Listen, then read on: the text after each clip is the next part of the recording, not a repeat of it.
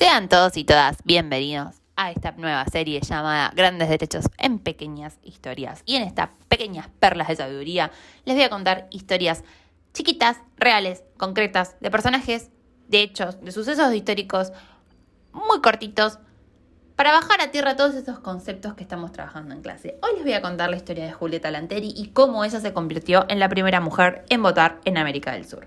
Julieta Lanteri nació el 22 de marzo de 1873 en Italia, llegó al país siendo niña con sus padres y se convirtió en la quinta mujer en recibirse de médica en el país.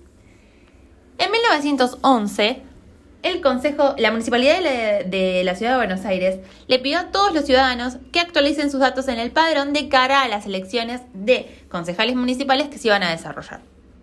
Lo que Julieta se da cuenta es que la ley habla de ciudadano, es decir, utiliza el masculino genérico y explícitamente no dice, se entenderá por ciudadano a los varones mayores de 18 años que cumplan X característica. Entonces, la ley no está explícitamente dejando afuera a las mujeres.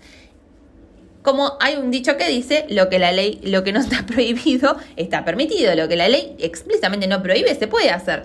Entonces ella solicita ser inscrita en el padrón y el juez le da la razón. Y ella, el 26 de noviembre de 1911, toda vestida de blanco divina, se presenta a votar en la parroquia San Juan Evangelista del barrio de La Boca. Por supuesto, a los 2 segundos se pudre todo. Le anulan el voto. ¿Cómo se dieron cuenta cuál era su voto dentro de la urna? Es una pregunta que no recibirá una respuesta. Pero recuerden que estamos en el imperio de una práctica ilegal que se convirtió en una institución informal, como era el fraude patriótico. Entonces, este tipo de prácticas eran cotidianas en cada llamada a elección. Entonces, unos meses después, el Consejo de Deliberantes, primero, y luego la ley Sáenz-Peña, sancionada en febrero de 1912, lo que van a hacer ambas leyes es igualar el padrón electoral con el padrón militar. Es decir, tenés que estar inscrito para realizar el servicio militar obligatorio. Recuerden que en ese momento era obligatorio para todos los varones mayores de 18 años. Al igualar ambos, las mujeres, nuevamente, por un mecanismo indirecto, quedamos excluidas. Pero lo que dice Julieta es, yo no tengo ningún problema, hago el servicio militar, anótame, voy. Por supuesto que las autoridades militares de lo que entonces era la capital federal le dicen de ninguna manera. Ella sigue insistiendo, sigue presentando reclamos. Esto escala hasta el ministro de Guerra de la Nación que le dice, no Julieta, no te vamos a anotar para hacer la colimba. Y finalmente, ella lo que se da cuenta es que nuevamente la ley nos impide, indirectamente, insisto, ¿no?, en este mecanismo indirecto, nos impide presentarnos como electoras, pero no dice nada de presentarnos como candidatas. Entonces, en 1918, ella funda su propio partido, el Partido Feminista Nacional. Gana incluso una banca que no va a poder ocupar, porque obviamente, nuevamente, por esta cantidad de mecanismos, van a evitar que ella pueda